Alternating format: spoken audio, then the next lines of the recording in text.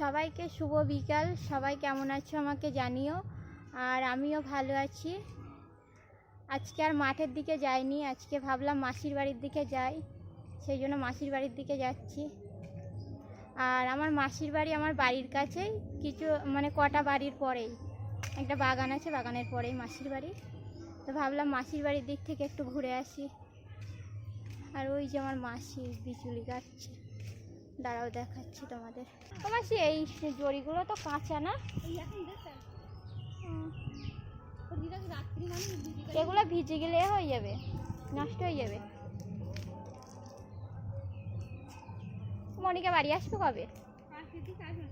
ও, আমি বাড়ির দিকে যাবো। আমি ভাবলাম যে ঘুরে আসি একটু রাস্তার দিকটা, কি করো দেখে আসি।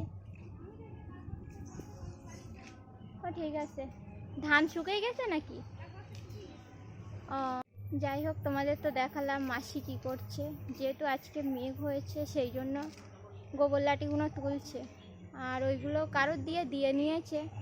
আর আমার মাসির শরীরটা খারাপ বলে সেইভাবে দিতে পারে না বলে লোকের কাছ থেকে দিয়ে নেয়, সেটাই তোমাদের দেখালাম।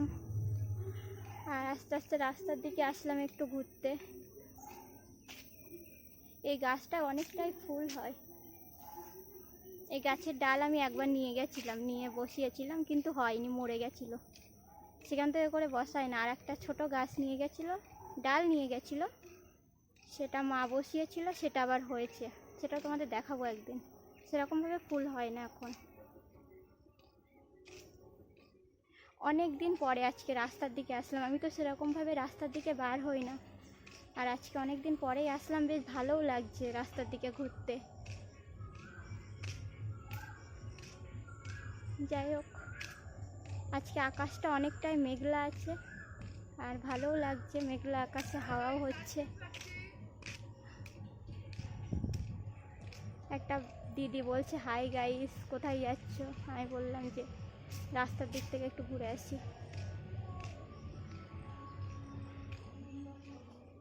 আমি তোমাদের সাথে সবসময় প্রায় মাঠেরই ভিডিও দিয়েছি, মাঠে বসে থাকি।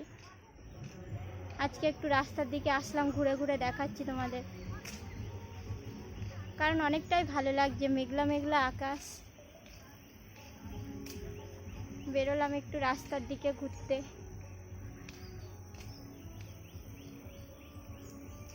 এবার বাড়ির দিকে যাব। আমি আসলে বেশি সময় থাকি না, আধা ঘন্টা এরকম থাকি, চলে যাই আবার। এই যে গাছের ফুলগুলো আবার সোমবারের দিন লাগবে। এই ফুলগুলো পাওয়াও যাবে না, শ্বেতাকুন্দ না কি বলে, এগুলো আমি পাইও না।